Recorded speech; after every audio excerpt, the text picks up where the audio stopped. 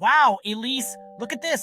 We're creating a volcano. This is going to be amazing. I can't wait to see it erupt. The baking soda and vinegar reaction is going to be so cool. Have you ever done this experiment before? I remember reading about it in a science book, but seeing it in real life is going to be a whole different experience. The way the baking soda and vinegar react to create that fizzing eruption is just like a real volcano, only on a much smaller scale. It's like we're bringing a piece of nature into the classroom. I know, right? Science is so cool. I love how we can learn so much by doing these hands-on experiments. It's like we're real scientists discovering new things. The way the chemicals react is fascinating. I wonder what other experiments we can try next. Maybe we can make a rocket or create some slime. The possibilities are endless.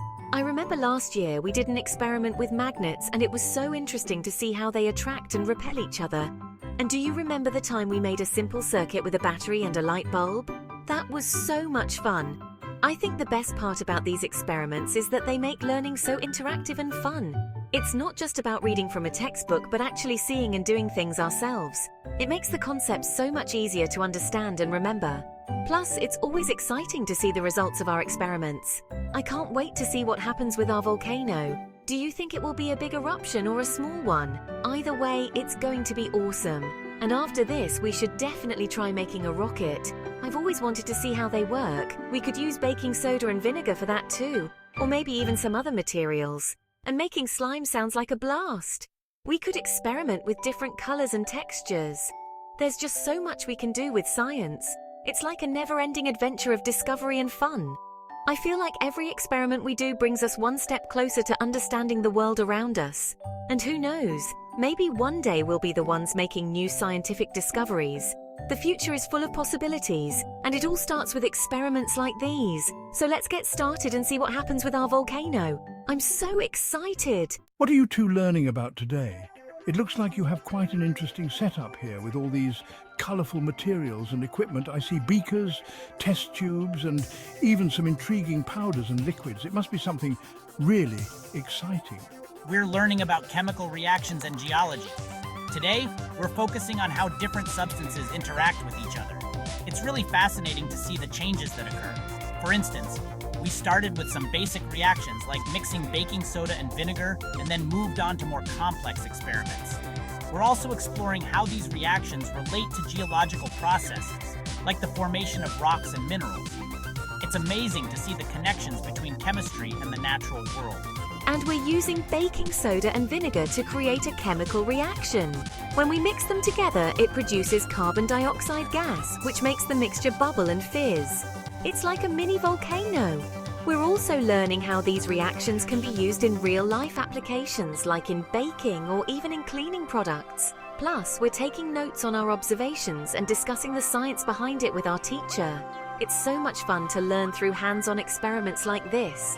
For example, did you know that the same reaction we see here is what makes cakes rise in the oven? The carbon dioxide gas gets trapped in the batter, causing it to expand and become fluffy. And in cleaning products, the fizzing action helps to break down grime and stains, making it easier to clean surfaces.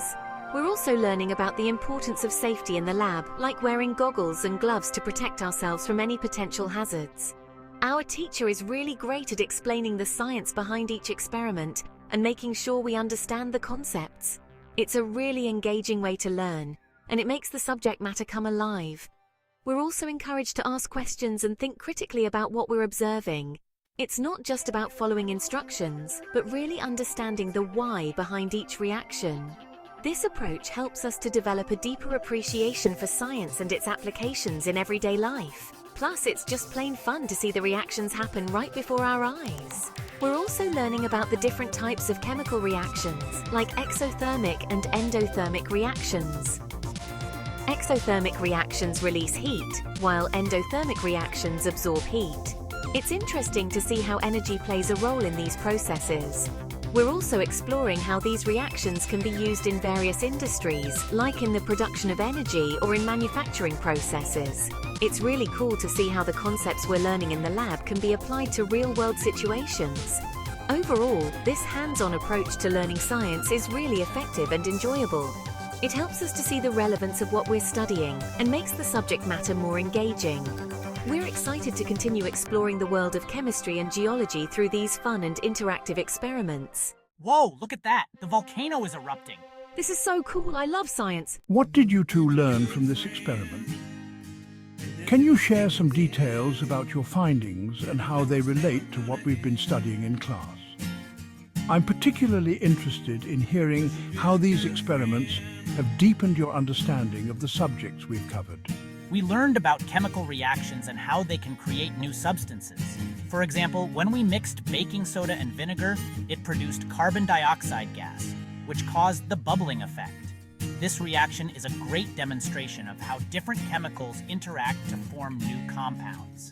It was fascinating to see the immediate results and understand the underlying principles. We also explored the concept of exothermic and endothermic reactions. The baking soda and vinegar reaction is an example of an endothermic reaction, where the system absorbs energy from its surroundings. This was evident as the container felt cooler to the touch after the reaction.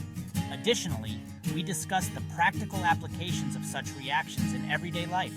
For instance, the same principle is used in baking, where the release of carbon dioxide helps dough rise. Understanding these reactions not only helps us grasp theoretical concepts, but also shows us their real-world applications. And we learned about geology and how volcanoes are formed. We discovered that volcanoes are created by the movement of tectonic plates and the eruption of magma from beneath the Earth's crust. The animated volcano eruption we watched helped us visualize the process, showing how pressure builds up until it finally explodes. This experiment tied in perfectly with our lessons on Earth structure and the dynamic nature of our planet. It was really exciting to connect the dots between chemistry and geology, seeing how different scientific concepts are interrelated. We delved deeper into the types of volcanoes, such as shield volcanoes, stratovolcanoes, and cinder cone volcanoes, each with unique characteristics and eruption styles. For example, shield volcanoes have gentle slopes and produce lava flows, while stratovolcanoes are known for their explosive eruptions. Understanding these differences helped us appreciate the diversity of volcanic activity on Earth. We also examined the role of volcanic eruptions in shaping the Earth's landscape and influencing climate. For instance, large eruptions can release ash and gases into the atmosphere, affecting weather patterns and even causing temporary cooling. This broader perspective on geology made us realize how interconnected Earth's systems are, from the deep interior to the atmosphere.